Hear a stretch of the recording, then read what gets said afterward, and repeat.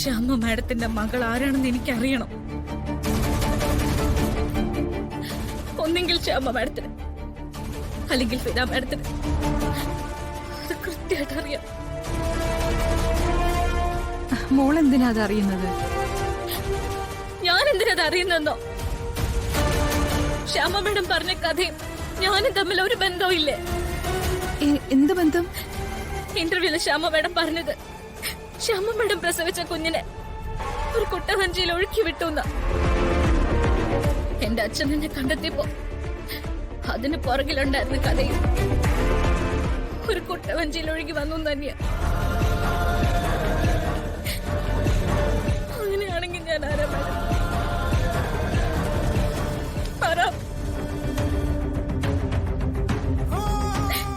എനിക്കത് മനസ്സിലാക്കിയേ പറ്റൂ.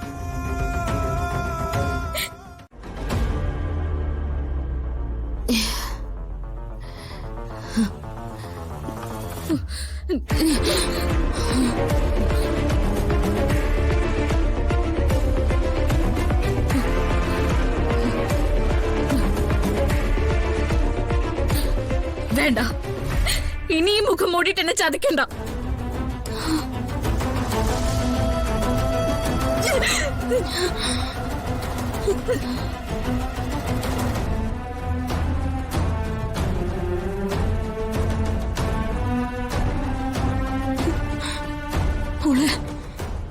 ഞാൻ പറഞ്ഞ കുഞ്ഞ് നീ തന്നെയാ.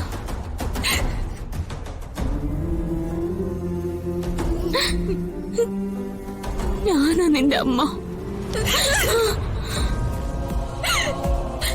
ആകാശത്തോളം എനിക്ക് ബഹുമാനം ഉണ്ടായിരുന്ന ഒരാളാ എന്റെ ഫിദ മാഡം. എന്റെ സന്തോഷങ്ങളും സങ്കടങ്ങളും എല്ലാം ഞാൻ പറഞ്ഞിരുന്ന എന്റെ ഫിദ മാഡം.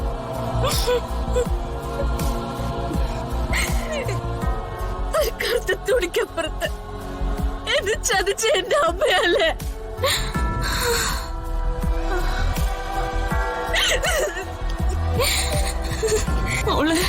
വേണ്ട, ഇനി എന്നെ അങ്ങനെ വിളിക്കരുത്.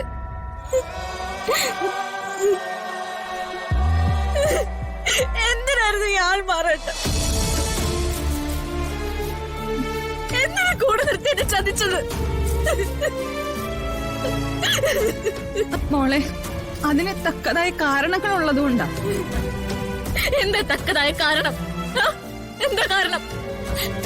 അനുഭവങ്ങളുടെ സങ്കടങ്ങളുടെ ഒക്കെ ഒരു പട്ടിക തന്നെ ഞാൻ ഇന്റർവ്യൂവിൽ കണ്ടു. പക്ഷെ അതിനൊക്കെ അപ്പുറത്ത് അന്ന് ജനിച്ച കുഞ്ഞ് എന്തൊക്കെ അനുഭവിച്ചു കാണുന്നത് നിങ്ങൾ ആരെങ്കിലും ആലോചിച്ചിട്ടുണ്ടോ?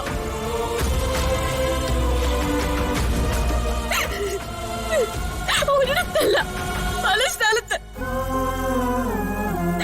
സ്വന്തം വീട്ടിൽ പോലും അനാഥ എന്ന് പറഞ്ഞ് പരിഹസിക്കപ്പെട്ടു. പലപ്പോഴും ചടങ്ങുകളിൽ തന്നെ മാറ്റി നിർത്തപ്പെട്ടു. എന്നിട്ടോ ഒതുങ്ങി ഒതുങ്ങി ഭൂമിയുടെ അറ്റം വരെ ക്ഷമിച്ചു വന്നിട്ടുണ്ട് ഞാൻ. ഞാൻ എന്ത് തെറ്റാ ചെയ്ത്? ഞാൻ ജനിച്ചതാണോ തെറ്റ്? അതോ ഏതെങ്കിലും ഒരാളെടുത്ത് വളർത്തിയതോ? അങ്ങനെ ആയിരുന്നെങ്കിൽ കണ്ടെത്തിനെ കൊന്നുകളായിരുന്നില്ല.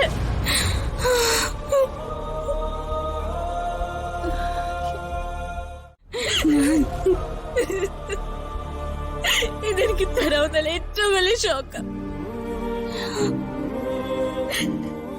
ഞാൻ സ്നേഹിച്ചിരുന്ന ഫിദ മാഡം, ഞാൻ ആരാധിച്ചിരുന്ന ശ്യാമ മാഡം,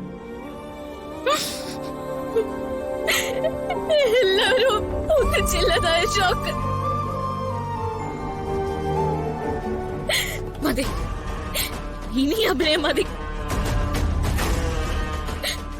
ഇതുവരെ എന്നെ കൊണ്ട് കാണിച്ചതിനൊക്കെ നന്ദിയുണ്ട്. എന്നെ കൊന്നില്ലല്ലോ മഹാമനസ്കായ ശ്യാമ മാഡം. നന്ദിയുണ്ട്.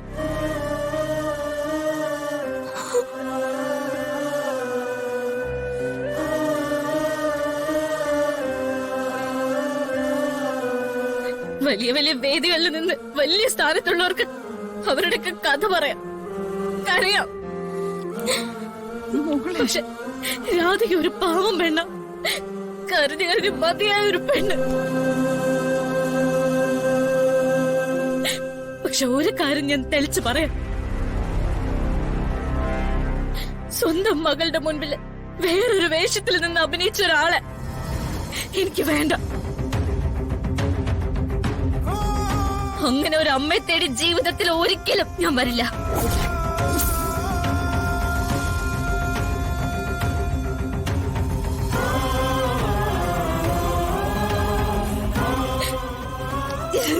മോളെ മോളെ പോവരുത്. കൈയെടുക്ക, മോളെ മോളെ കൈയെടുക്ക. ആ നിൽക്കുന്ന അമ്മ മാത്രമാണ് എന്റെ മുന്നിൽ അഭിനയിച്ചത്. അമ്മ എത്ര തെറ്റ് ചെയ്തോ അത്രയും തന്നെ അമൃതമടവും ചെയ്തിട്ടുണ്ട്. ഇതിൽ കൂടുതലൊന്നും എന്നെ കൊണ്ട് പറയിപ്പിക്കരുത്.